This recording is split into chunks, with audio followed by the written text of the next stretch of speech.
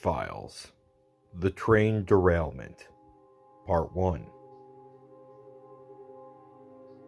I got there first. I was already nearby. I was driving back from my last mission when I got the news from my higher-up about a trail getting derailed in Pennsylvania. It was a nasty, nasty scene. It wasn't just a cargo train, it was a passenger train. Right now, the death count was already up to 70 and climbing. I don't know exactly what happened. There was no horrible weather, nothing. Apparently, two of my fellow co-workers are on their way, but won't be here for about another hour.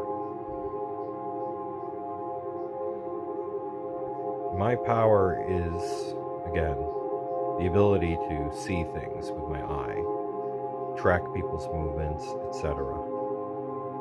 This ability is helping us. I can direct where I can tell where there's still living people. The problem is, I can also see where all the dead bodies are too. It is not something that I enjoy.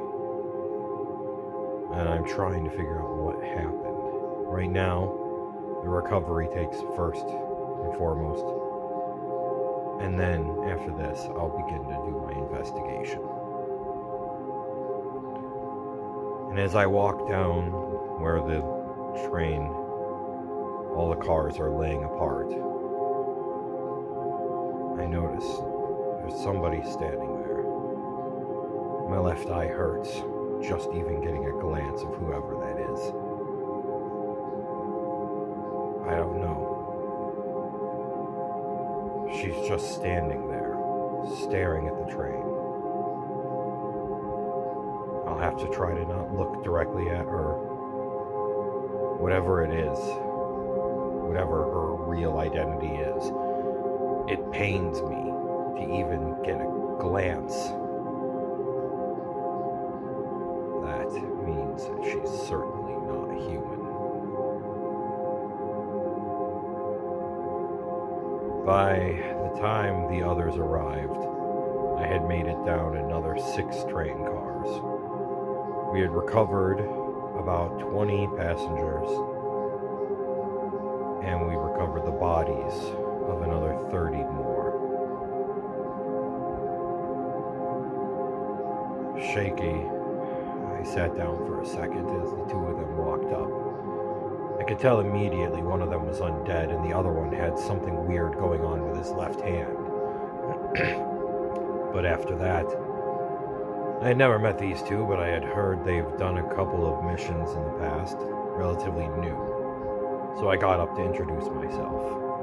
I'm Jack. Seems that you guys are Vincent and Mike? Yeah, that's us. We're here. So, do you have any idea who that is behind us over there?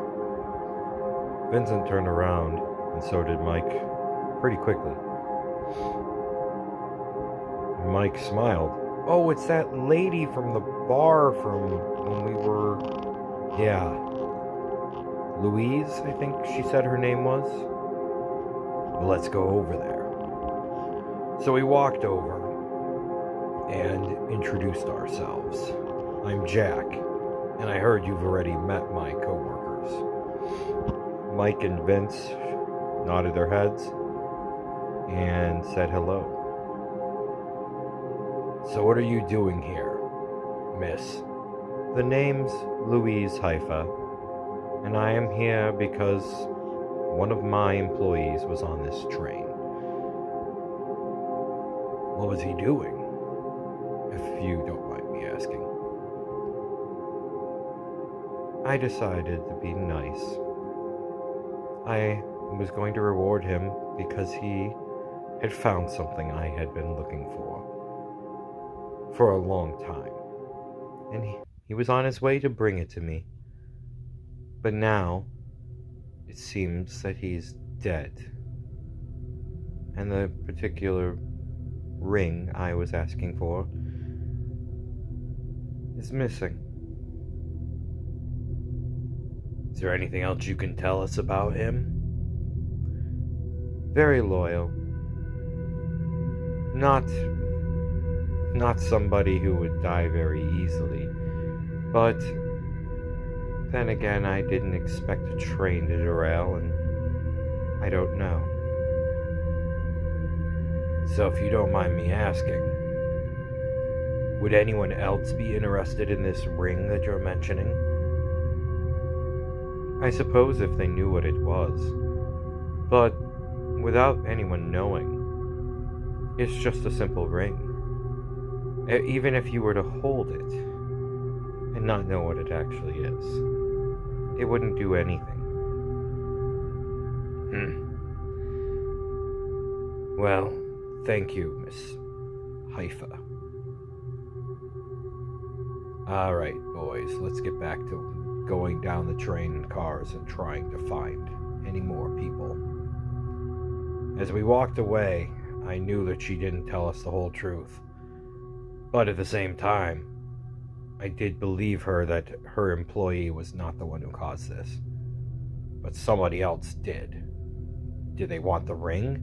Or was this just a fluke? Don't know for sure. So, once I thought we were out of her earshot, I stopped Vince and Mike. She's not human. What? Yeah, I know. Yeah. I don't know exactly what she is, but she screams a lot of power. Whatever this ring was that she was talking about, that is something very dangerous. I don't know what happened to it, but we need to keep an eye out in case whoever or whatever did this. Because something did this. This was not just a fluke. I'm getting traces of energy all over the place. At that moment, a black shadow flew over them, too large to be a bird. Jack looked up immediately, and his eyes stared. Mothman.